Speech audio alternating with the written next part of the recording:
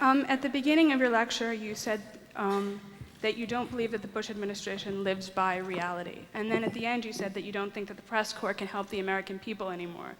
Isn't it the job of the press to help the American people understand reality, and through the electoral process, the president? Do you think that the press corps has been really doing its job? In Plato's cave it is. But, you know, we're not in the cave. We're in the real world. They're not doing it. Okay. And even if they were better, here's the point I'm making. Even if the press was better, it wouldn't make much difference because these guys listen to their own voices. And that's the real scary thing. There's no way to externally influence. The only thing that can influence them, I think, are events. And crashing economy, perhaps, collapse of the market, if things go as bad as some people think they might.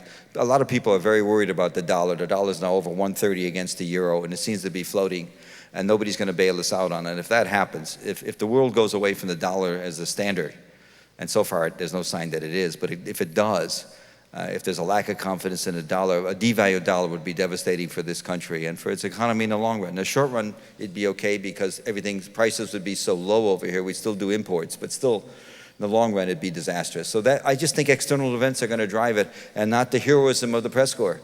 I know in a perfect world, the press's job is to do it, and the president should respond. We have a president that doesn't respond to the press.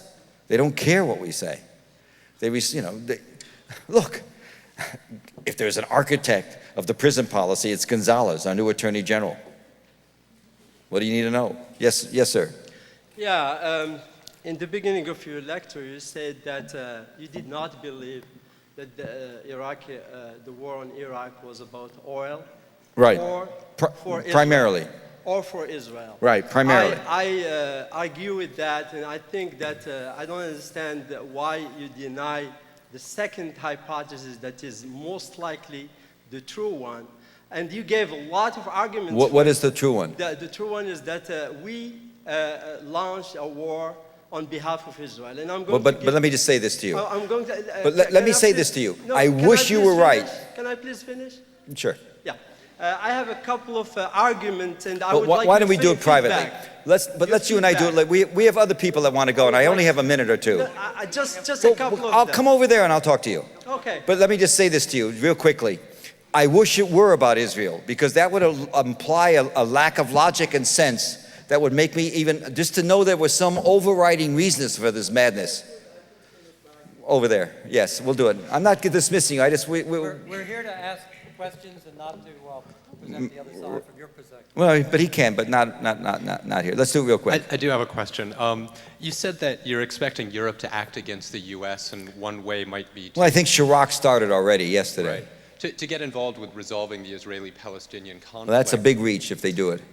Well, yeah, that's my question. If China's growing and Europe's in a competition for oil, and historically they've needed our stability in the Middle East to get that oil, why do you think that their desire to do something new is stronger than that traditional need to stay in cooperation with the U.S.? Because they're facing chaos, and they're 3,000 miles closer, as I said. They see Iraq as a direct national security threat to them now. And the future problems with oil, you're right about China, it's going to be soaking up oil like crazy in 20 years. It's soaking it up now. But they see that now as an immediate, real, in-your-face threat. They do not want chaos, and they want to do everything they can. They're trying to encourage us to work with the Iranians. We won't listen. Kerry would have improved a lot on that. He would have had some international meetings. That would have been the big thing, to start a process of getting the allies around. Let's just do two more. I'm so sorry, but I'll answer them over there. Yes? With the election of Bush, do you think America's been given an unprecedented opportunity to really stand up and oppose and drastically reduce the military-industrial congressional complex and use the savings for significant solutions to critical and national world problems? No. Okay.